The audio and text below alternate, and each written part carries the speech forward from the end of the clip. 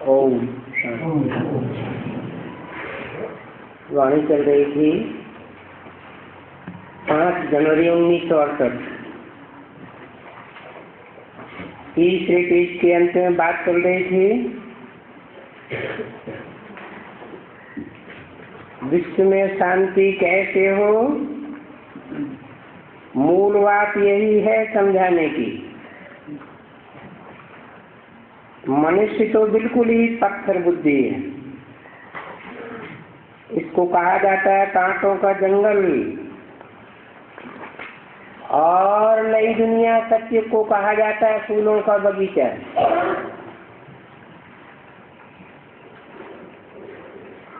पाँच जनवरी 68 वाणी का चौथा पेज। बाप ही आकर के फूलों का बगीचा बनाते हैं।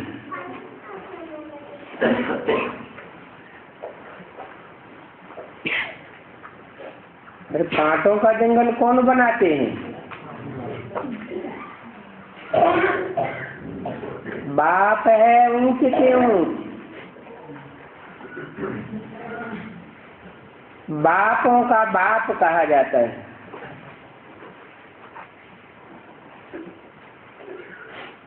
बाकी सब हैं बच्चे।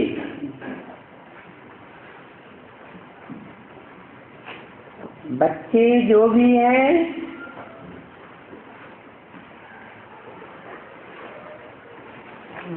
वो सब मनुष्य मात्र हैं। उनको बाप आकर के नर से नारायण बनाने का पुरुषार्थ सिखाता है।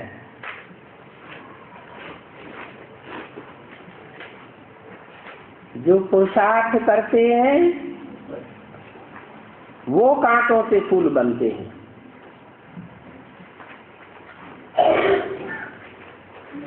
द्वापर से कांटों का जंगल अर्थात रावण राज्य शुरू होता है।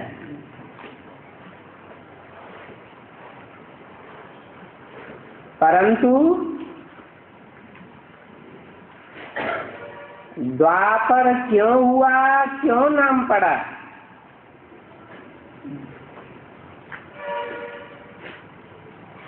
क्योंकि द्वैतवाद शुरू हो जाता है।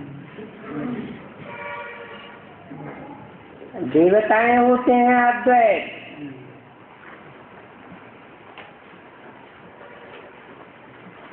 और मनुष्य होते हैं द्वैतवादी।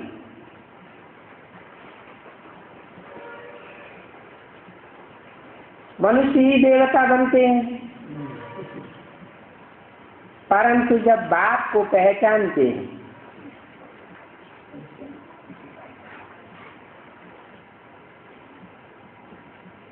आज के मनुष्य अर्थात नार की दुनिया के मनुष्य अपन को रावण संप्रदाय का समझते थोड़े ही है।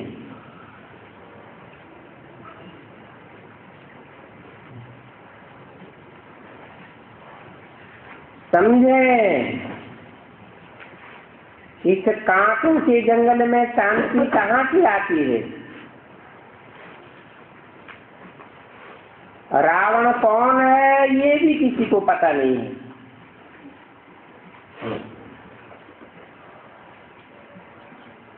नाम रख दिया है रावण।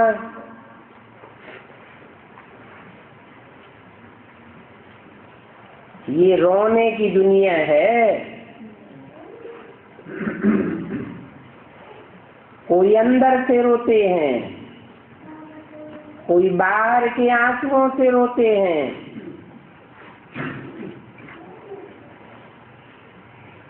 परंतु रावण कौन है ये किसी को पता नहीं। रुलाने वाले को ही रावण कहा जाता है। बाप कहते हैं कितने इडियट बेसमझ बन पड़े। अभी तुम बाबा का नाम लेते रहो। क्या नाम है? शिव बाबा। शिव का अर्थ ही है कल्याणकारी। कल्याणकारी हंसाएगा, खुश रखेगा या रुलाएगा? बाबा ऐसे कहते हैं तो फिर कोई गुस्सा आज नहीं करेंगे। बोलो, हम थोड़े ही कहते हैं, ये तो भगवान वाक्य है। तुम हो गॉडली चिल्ड्रन, और वह दुनियावी मनुष्य से डागली चिल्ड्रन बन पड़ते हैं।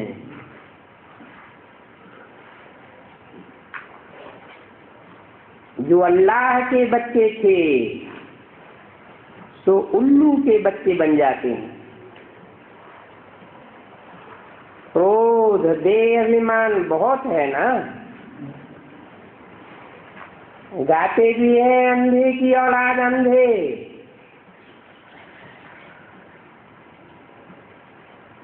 ये भी समझाना है कि परिस्तान में शांति होती है। ये सारी दुनिया कब्रिस्तान है, सब मुर्दे बने पड़े हैं। कोई को आत्मा का ज्ञान नहीं है। अपन को मिट्टी देह समझ बैठे हैं।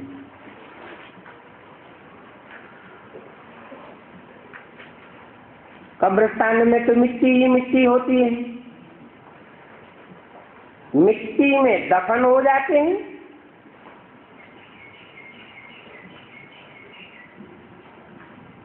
समझते हैं कि कब्रिस्तान में कितनी शांति है।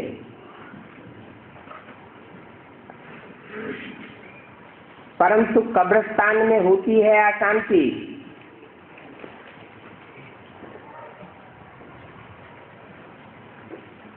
कितनी अकाले मृत्यु होती रहती है। सब सूक्ष्म शरीर धारण करते हैं,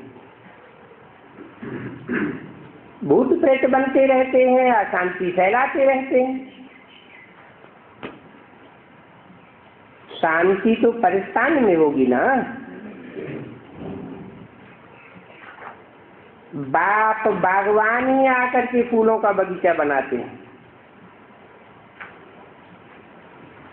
वहां कोई कांटा नहीं होता। कांटा पाँव में लगता है ना। ये बुद्ध रूपी पाँव है, जहाँ कांटा लगाते ही रहते हैं। कांटा लगता है तो कितना दुख देता है। वहां रावण ही नहीं होता तो कांटा कैसे लगा देंगे?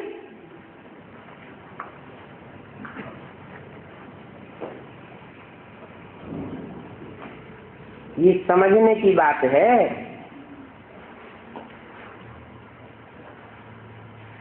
रावण है देहाभिमानी और राम बाप है आत्माभिमानी। चित्र भी बनाते हैं। रावण का बड़ा दिल डौल वाला चित्र बनाते जाते हैं और राम का छोटा चित्र बनाते हैं। रावण को अनेक मतों वाला अनेक सिर दिखाई दिए हैं और राम को एक सिर दिखाया है।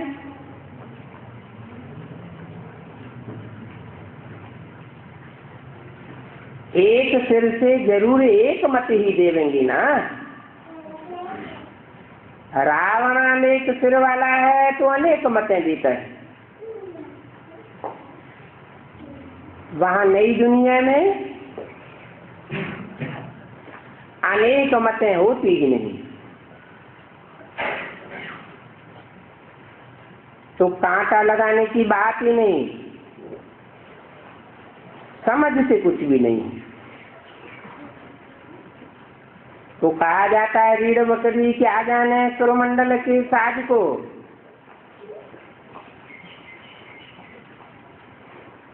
इस समय 7 देह अभिमानी सांधे हैं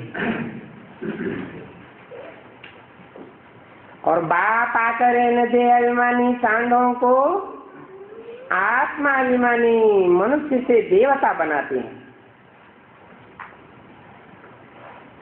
ब्राह्मण कुल में भी कितने होते हैं। सूक्ष्म वतन में तो कुछ भी नहीं है।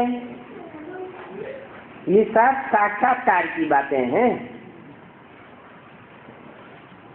तुम बच्चे भी साक्षात्कार करते हो।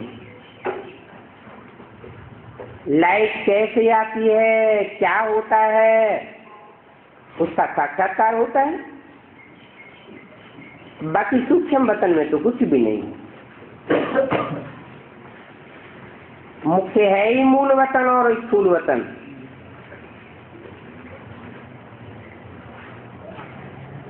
मूल वतन में आत्माएं मूल रूप में रहती है, कारण रूप है। फिर स्थूल वतन में आते हैं तो सूक्ष्म शरीर और स्थूल शरीर धारण करते हैं। सूक्ष्म वतन गाया हुआ है, वहां मूली चलती है, बाकी टाकी नहीं होती। और सूक्ष्म वतन की हिस्ट्री ज्योग्राफी कुछ भी नहीं है। स्थूल वतन की तो फिर भी हिस्ट्री ज्योग्राफी है,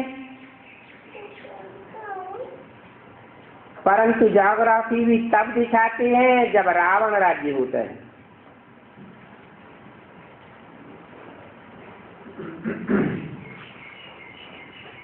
ये है ज्ञान का साक्षात्कार। व्यक्त अव्यक्त कैसे बनते हैं?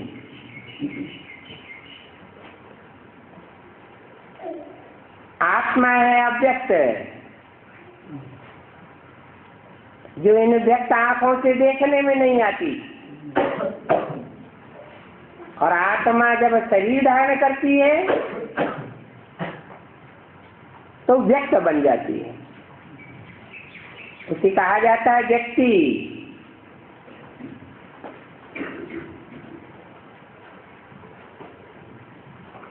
अब व्यक्त बने तो फिर चले जाएंगे। दिखाते हैं ऐसे फरिश्ते बनते हैं, फिर सही छोड़ देते हैं। ये सब साक्षात्कार है, सूक्ष्म वतन का साक्षात्कार है। ये कोई ज्ञान योग की बातें नहीं है।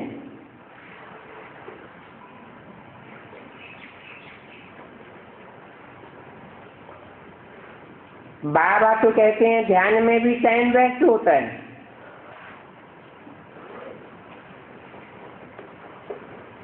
तुम बच्चों को बाबा ने समझाया है, अभी तुम समझाने के लिए रिहर्सल करो,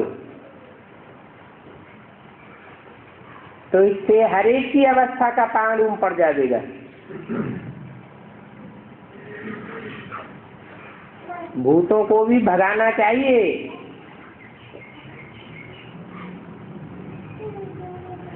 अपने अंदर ठहरने नहीं देना चाहिए।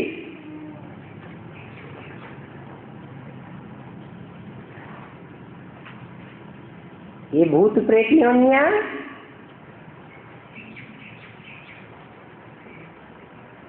पाप आत्माओं की योनियां हैं। बहुत पाप करते हैं तो प्रेत योनि में जाते हैं, नहीं तो सजाएं बहुत खानी पड़े।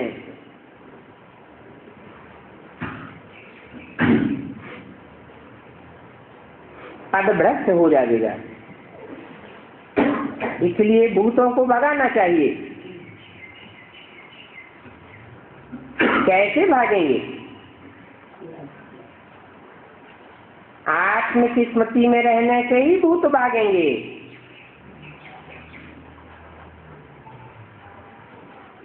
आत्म की स्मृति में रहना मना स्वयं स्थिति में रहना।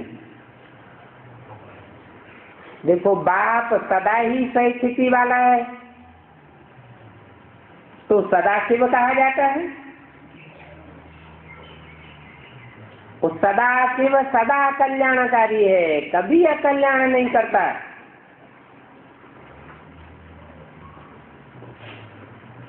भूत प्रेत स्वयं स्थिति में थोड़े ही रहते हैं। सूक्ष्म शरीर का भी सूक्ष्म देह अभिमान होता है और ज्यादा पावरफुल होता है।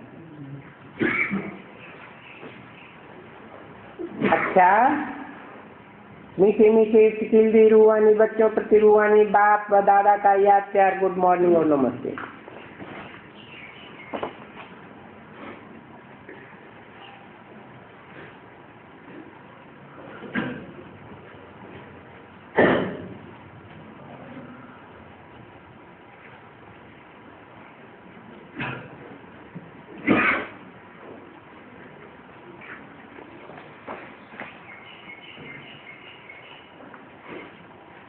अगला क्लास है 6 जनवरी 1968 शनिवार। रूहानी बाप रोज रोज रूहानी बच्चों को समझाते हैं।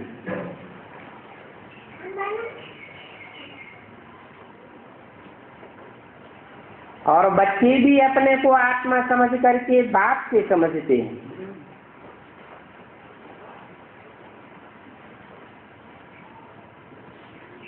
जैसे बाप गुप्त है, ज्योति बिंदु है, रूहानी बाप के रूहानी बच्चे भी अपन को ज्योति बिंदु हैं, अपन को गुप्त आत्मा समझते हैं। ज्ञान भी वैसे ही गुप्त है, बच्चे भी गुप्त हैं और दुनिया में किसी को भी पता नहीं है कि आत्मा क्या चीज है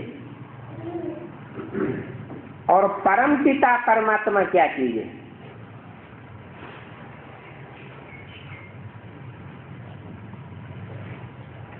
परम पिता कहते हैं तो जरूर सबका पिता होगा, उसका पिता कोई नहीं होगा। फिर कहते हैं परमात्मा परम पिता के साथ परमात्मा जोड़ देते हैं। ऐसे नहीं कहते परमात्मा परम पिता। क्यों नहीं कहते?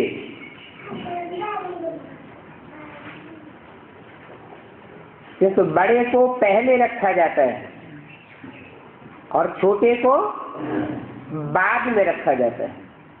इसे कहते हैं शिव शंकर बाप दादा। तो बाप पहले है, बड़ा भाई बाद में है। शिव को भगवान कहा जाता है, वो पहले है। शंकर देवता बाद में है। शंकर शिव तो नहीं कहते, ऐसे ही परम पिता परमात्मा कहते हैं।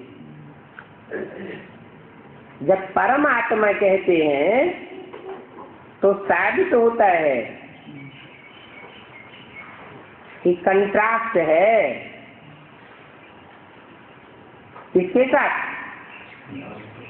आत्माओं के साथ कंट्रास्ट है।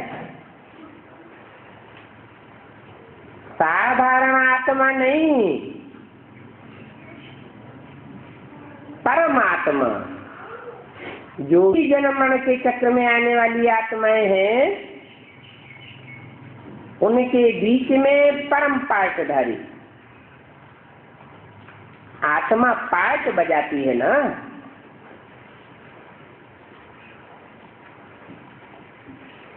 परंतु वह हीरो पार्टधारी है।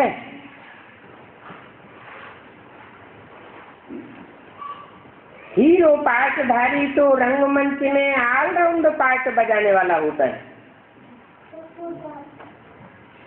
पार्टधारी तो सुप्रीम सोल बाप भी है, जो आत्माओं का बाप है।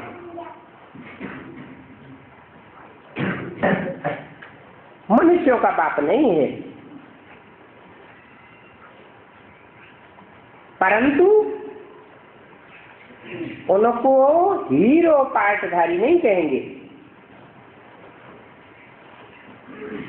ड्रामा के 3-4 सीन होते हैं, हीरो पार्टधारी सिर्फ 1-2 सीन में पार्ट बजाता है या आदि से अंत तक पार्ट बजाता है। आदि से अंत तक पार्ट बजाता है, उसे कहते हैं हीरो पार्टधारी। सुप्रीम सोल सिर्फ शूटिंग पीरियड में पार्ट बजाता है, और वो भी आदि से अंत तक नहीं। कब तक? तब तक पार्ट बजाता है जब तक जन्म मरण के चक्र में आने वाली आत्माओं में से कोई एक आत्मा अव्वल नंबर में आकर के 100% आत्मिक रूप धारण न कर ले। बाप आते हैं तो बाप समान बनाकर जाते हैं। भगवान आ जाएंगे तो जरूर भगवान भगवती बनाकर जाएंगे।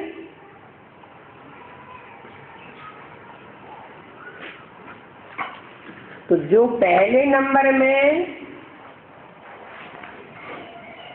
100% आत्मिक की स्थिति धारण करता है, उसको टाइटल दिया जाता है परम पिता के साथ। क्या टाइटल देते हैं? परम पिता, फिर परमात्मा।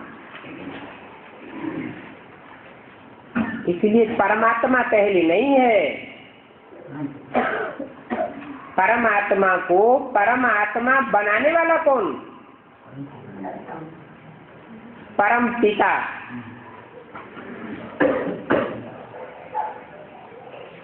जो मनुष्य शक्ति का पिता है, आदिदेव कहा जाता है, आदम या एडम कहा जाता है, उसका भी पिता। वो आदम ही उसको अपना बाप मानता है। तुम बच्चों को तो ये पक्की के ऊपर जानी चाहिए। क्या? कि मैं आत्मा हूं, मैं परमात्मा नहीं हूं। परमात्मा में तो, परम पार्टधारी में तो सुप्रीम सोल बाप शिव प्रवेश करते हैं। तो कोई को भी अपन को शिवो हम कह के बैठने का हक नहीं है।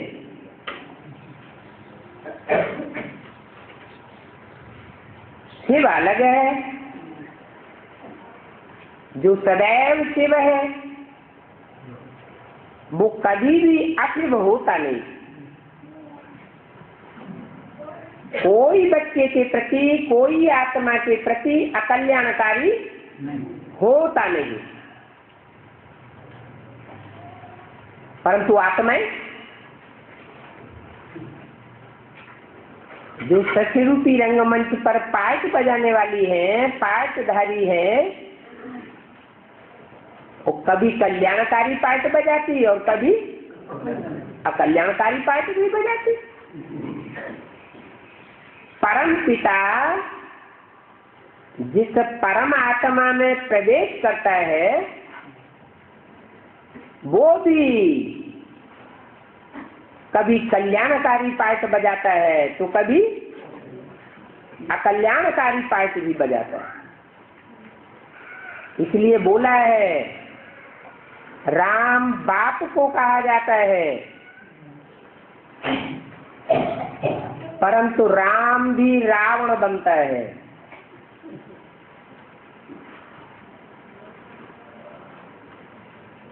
साक्ष्य के स्टेज में भगवान है, बाप का टाइटल लेता है, परंतु टाइटल लेना अलग बात और असली होना अलग बात। जैसे प्रिंसिपल कॉलेज में होता है, 2-4 दिन के लिए बाहर चला जाता है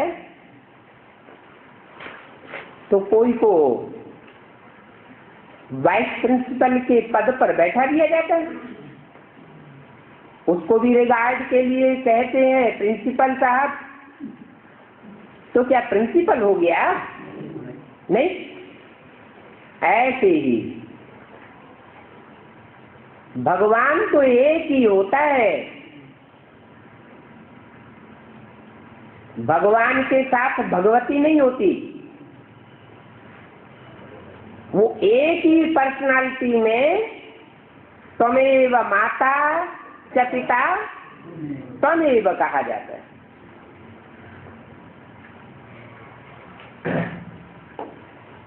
दो पर्सनालिटी नहीं है, दो व्यक्तित्व नहीं है, एक ही व्यक्ति है, परंतु एक व्यक्त में 2 अव्यक्त आत्माएं काम करती है।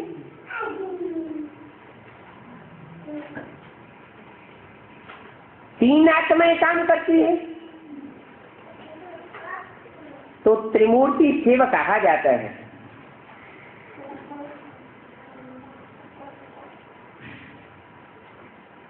बात हम आत्माओं को ही ये बातें सुनाते हैं और कोई को ये बातें सुनाते नहीं हैं। ये बुद्धि से समझना है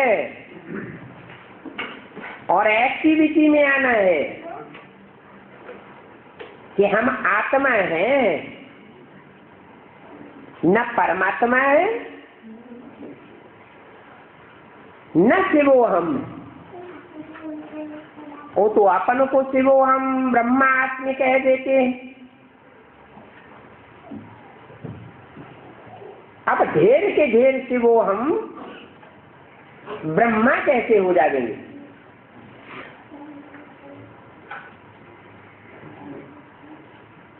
ब्रह्मा नाम तो उनका होता है जिसमें शिव सुप्रीम सोल प्रवेश करके नाम देता है ब्रह्मा।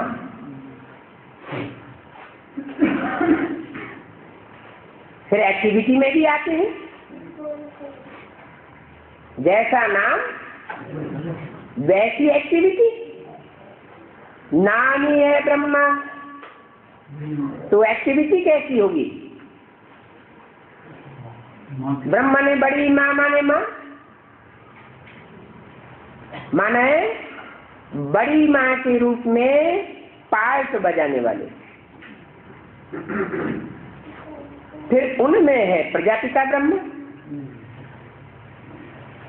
वो सिर्फ ब्रह्मा ही नहीं है, क्या टाइटल है? प्रजापिता ब्रह्मा, माना सारी प्रजा का पिता है, उसका कोई भी पिता नहीं। तो फिर एक्टिविटी में भी ऐसे आते होंगे।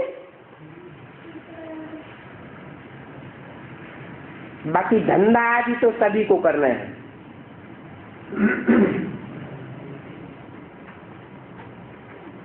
कोई को बुला देंगे तो भी जरूर नाम से ही बुला देंगे।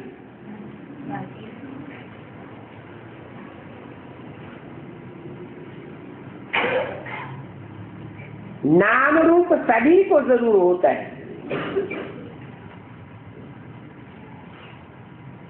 सभी को होता है। शिव को भी होता है क्या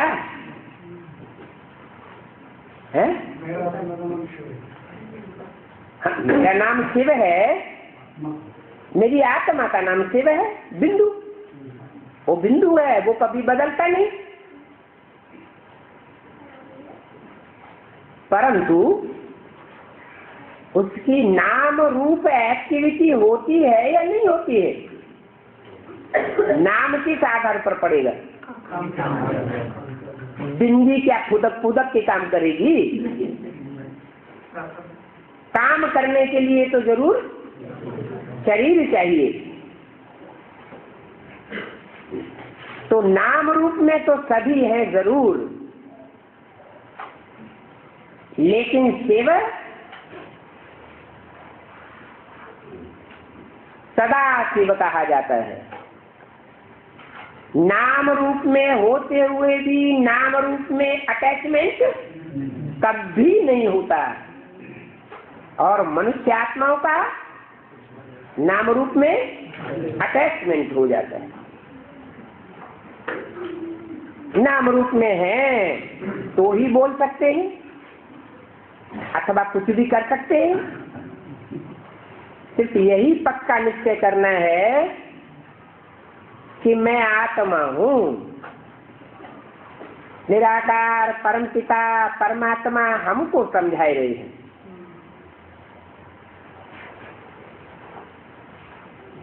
समझाने वाला कौन है?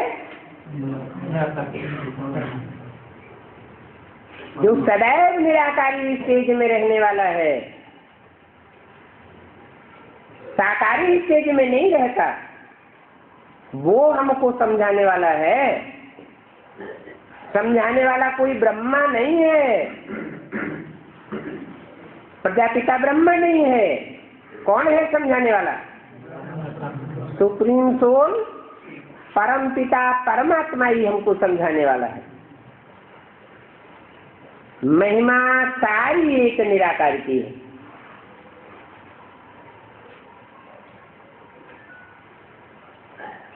सारी एक निराकार की है। अगर वो न हो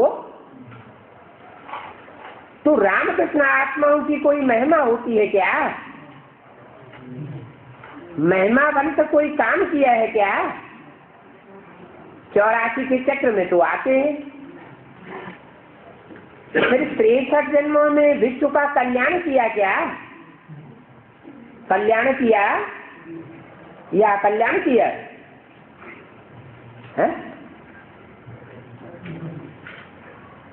रामकृष्ण की आत्माओं ने कल्याण किया 63 जन्मों में या कल्याण किया?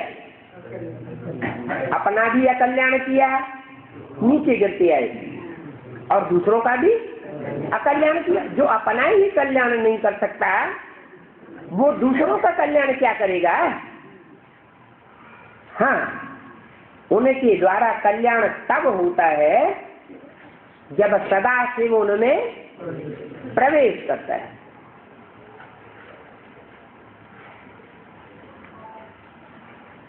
अगर साकार में इन देवताओं आदि की महिमा है, तो भी इन देवताओं को तो महिमा लायक बनाया है। माना स्वयं महिमा लायक नहीं है, बनाया है।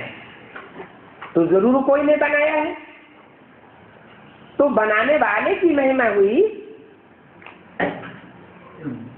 या बनने वाले की महिमा ज्यादा हुई? बनाने वाले की हुई। ये देवताएं महिमा लायक थे,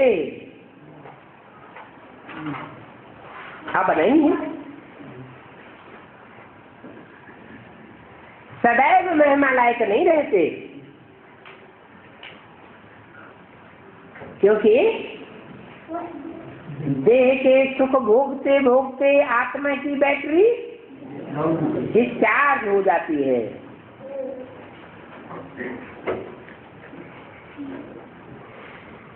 परमात्मा का लकबधारी की बैटरी भी डिस्चार्ज हो जाती है।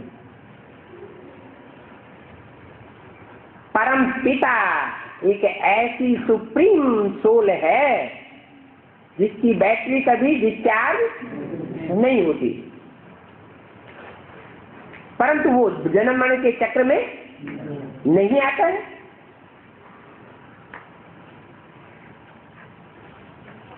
तो तुम देवताएं लायक थे, अभी फिर नालायक बने हो, अभी फिर से बाप लायक बनाते हैं। बाप लायक तो बनाते हैं, परंतु जो बाप लायक बनाते हैं वो बेहद का बाप है या हद का बाप है? बेहद का बाप है। और बेहद के दो बाप होते हैं, एक है मनुष्यात्माओं का बाप, मनुष्यों का बाप, और दूसरा है सिर्फ आत्माओं का बाप।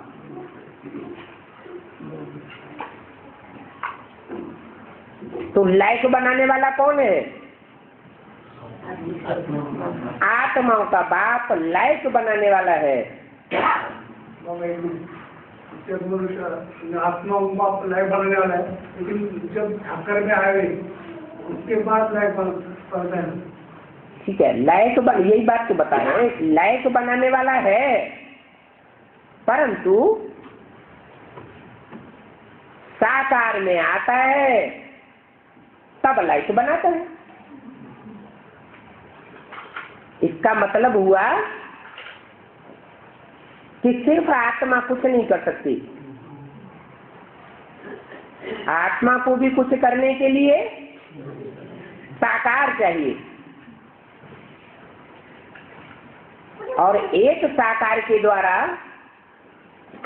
सारी दुनिया लायक बनती है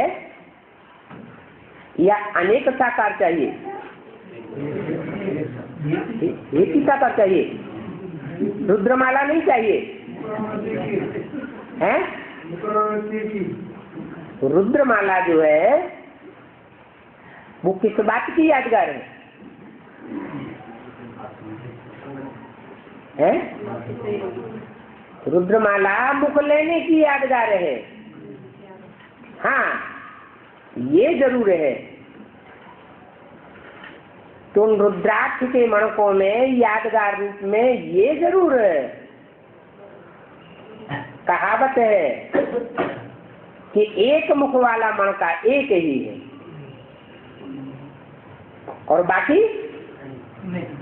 बाकी जो मणके हैं कोई को कम मुख और कोई को ज्यादा मुख,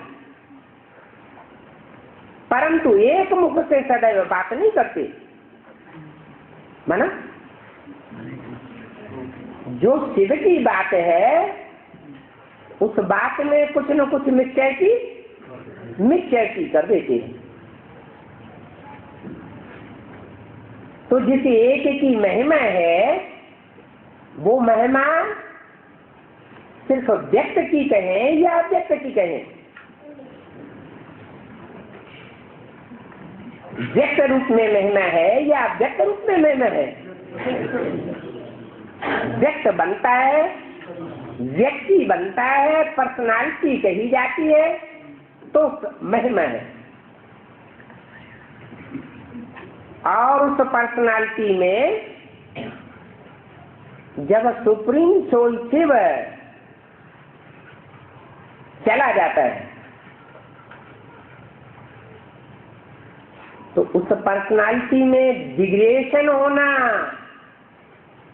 शुरू हो जाता है या नहीं होता है? तुरंत डिग्रेडेशन होगा या टाइम लगेगा?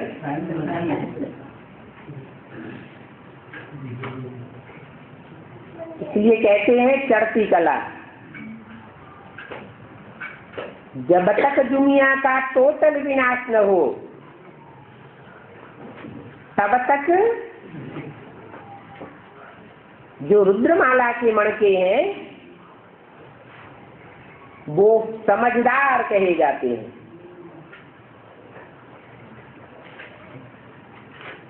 और जब दुनिया का विनाश हो जाता है और परमधाम से आत्माएं वापस आती है तो विस्मृति हो जाती है इस बात की। सतयुग में जो नारायण होगा पहला, उसको समझदार कहेंगे या बेसमझ कहेंगे? वो बेसमझ कहा जाता है। तो नारायण ही बेसमझ होगा सतयुग में, या उसको जन्म देने वाला बाप भी बेसमझ होगा?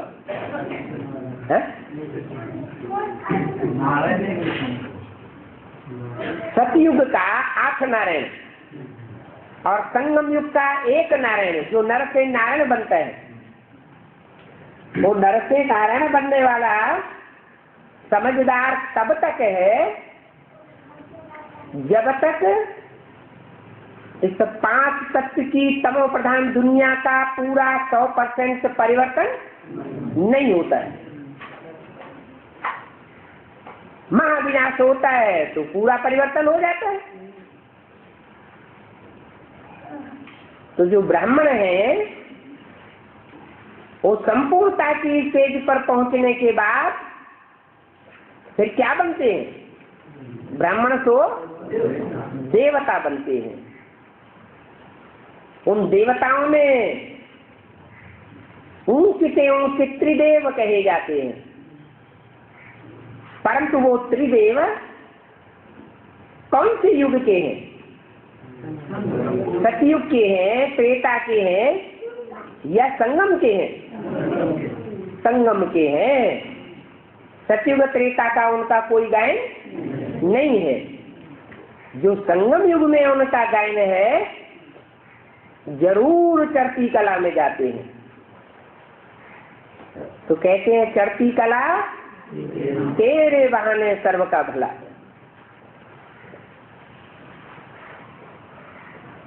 लेकिन वो चढ़ती कला सदा काल की तब तक होती है जब तक वो निराकारी स्टेज में रहते हैं। बच्चों की भी महिमा कब हो? सारी महिमा एक निराकार बाप की है, परंतु वो सदा शिव है। फिर बच्चों की भी महिमा है। तो बच्चे एक साथ पैदा होते हैं या नंबरवार पैदा होते हैं? नंबरवार पैदा होते हैं। तो नंबरवार निराकारी स्टेज प्राप्त करते हैं, और जो निराकारी स्टेज नंबरवार प्राप्त करते हैं फिर वो नंबरवार ही महिमा लायक बनते हैं। परंतु सदा काल के लिए महिमा लायक कोई हो नहीं सकता।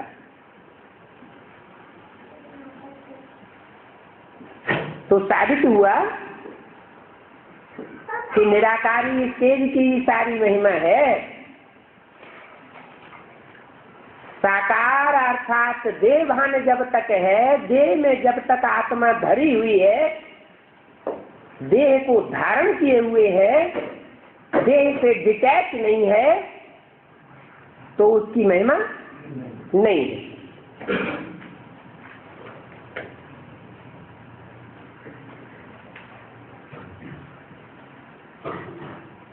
निराकार बाप जो सदा शिव है, वो आकर के महिमा लायक बनाते हैं। विचार किया जावे तो बाप की तो कितनी महिमा है।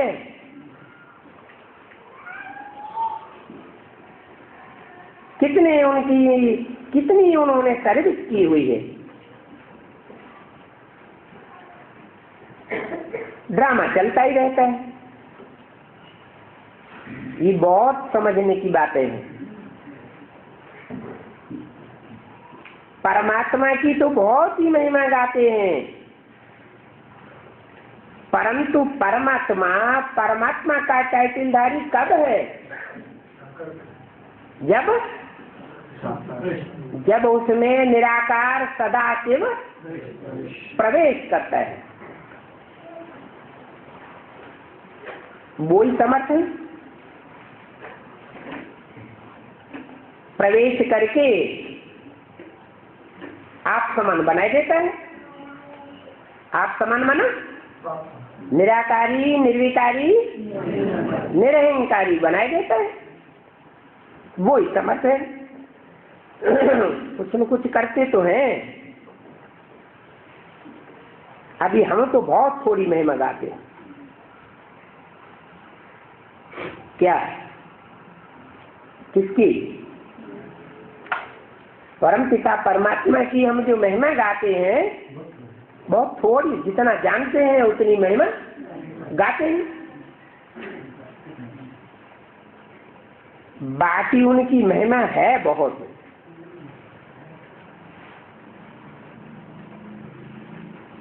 मुसलमान लोग भी ऐसा फरमाते हैं, गीत गाते हैं कि अल्लाह मियां ने ऐसा फरमाया। अब अल्लाह मियां ने फरमान किया तो किसके आगे फरमान किया? कोई तो फरमान दिया होगा ना। किसको फरमान दिया? जरूर अल्लाह मियां के बच्चे होंगे ना, उनको फरमान दिया होगा कि तुम बच्चे ही फिर ऐसे मनुष्य से ऐसे देवता बनते हो।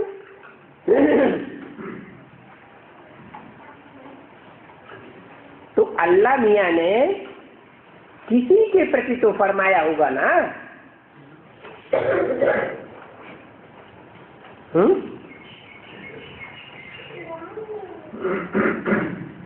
अल्लाह मियां ने फरमाया तो अल्लाह मियां के सामने कोई तो होगा ना जिसके सामने फरमाया।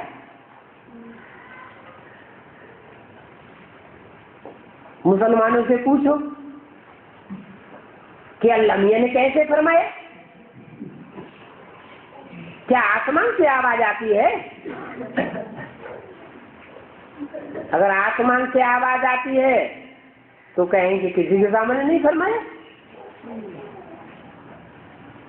तो जरूर साकार तन में प्रवेश करते हैं, प्रवेश करके फरमान जारी करते हैं। तुम बच्चों को समझाते हैं।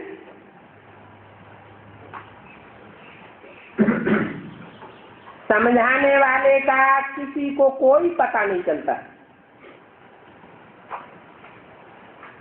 तुमको समझाते हैं तो तुमको नंबरवार पता चलता है, बाकी इनको कौन समझाता है और कोई को पता नहीं। अभी तुमको पता पड़ा है,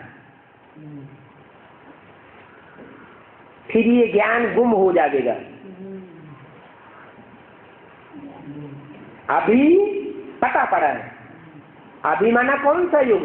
संगम युग। फिर ये ज्ञान गुम हो जाएगा, माना कब? सतयुग में ये ज्ञान गुम हो जाएगा। बौद्ध भी ऐसे कहेंगे, क्रिश्चियन भी ऐसे ही कहेंगे।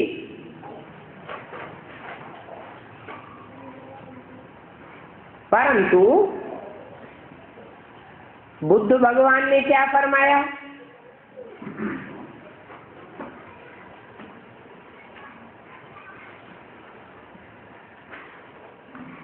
क्राइस्ट ने ये नहीं बताया कि कैसे फरमाते हैं गॉड फादर। कोई को पता नहीं है। बाप तुम बच्चों को अलफ और बे दो अक्षरों को समझाते हैं। क्या? अक्षर तो बहुत हैं, लेकिन बाप सिर्फ दो अक्षर समझाते हैं।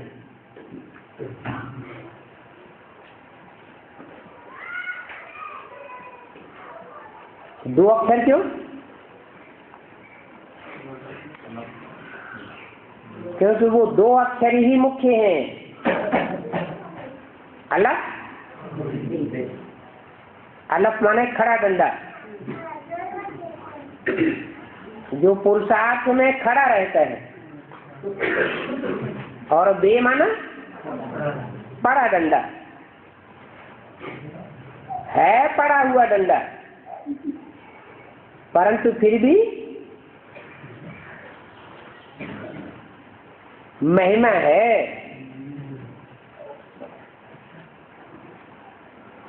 आत्मा को बाप की याद भूल नहीं सकती है। आत्मा अविनाशी है। जो आत्मा की स्थिति में स्थित हो जाते हैं उनको परमात्मा बाप की याद भूलती है क्या? इसलिए पहला पाठ ही पढ़ाते हैं क्या कि अपन को आत्मा समझो।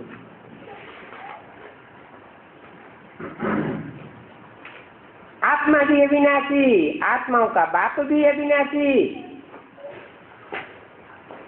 तो गाते तो हैं कि अल्लाह मियां ने ऐसा कहा था, परंतु वो अल्लाह मियां कौन है?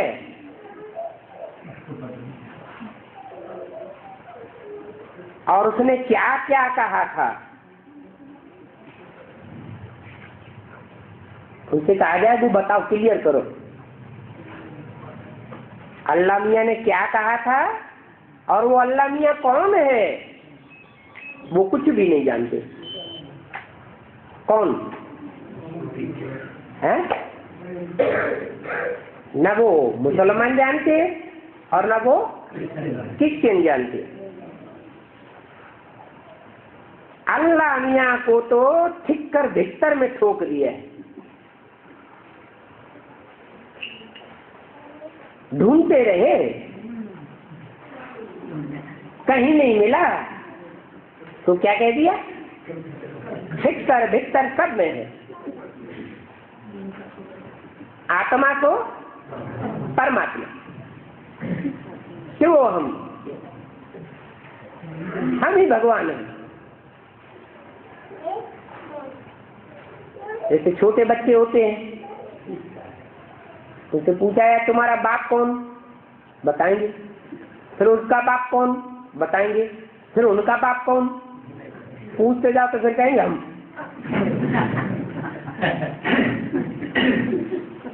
बाप कहते हैं भक्ति मार्ग में प्रार्थना आदि तो सभी करते हैं ना।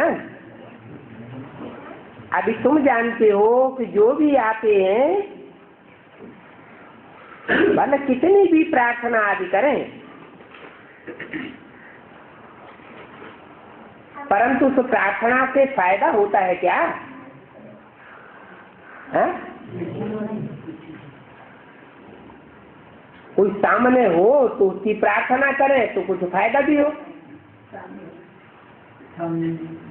अब सामने है नहीं, हम प्रार्थना कर रहे हैं तो फायदा तो कुछ होने वाला है नहीं।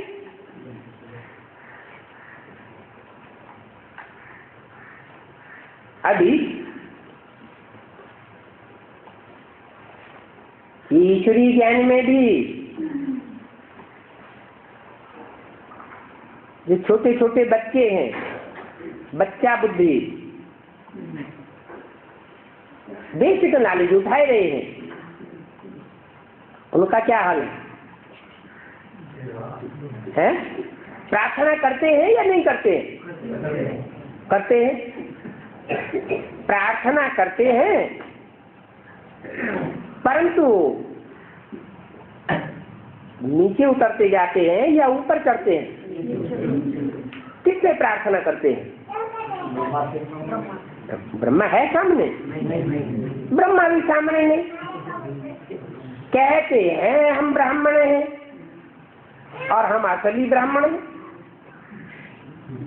तो असली ब्राह्मण होगा तो ब्रह्मा बाप भी होना चाहिए ना। उनसे पूछो तुम्हारा ब्रह्मा बाप कहाँ है? तुम हो तो ब्राह्मण,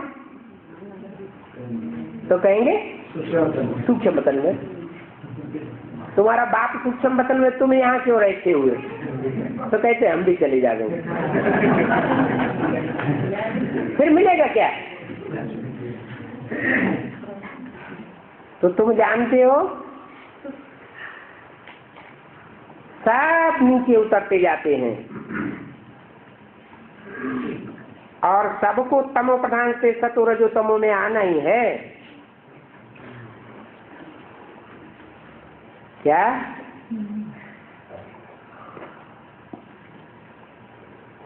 और पढ़ाने वाला तो एक ही है, पढ़ाने वाला एक है।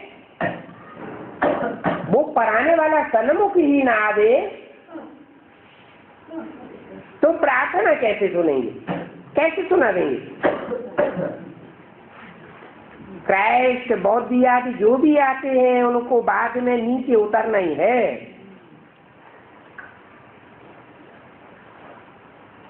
चढ़ने की तो बात ही नहीं। और उनके संग के रंग में तुम भी नीचे उतरते हो। फिर चढ़ते कब होंगे? जब बाप आते हैं तो ऊपर चढ़ते हो। अच्छा, बाप के रूप में आते हैं तब ऊपर चढ़ते हो, या माँ के रूप में आते हैं तो ऊपर चढ़ते हो? बाप के रूप में आते हैं तो ऊपर चढ़ते हो।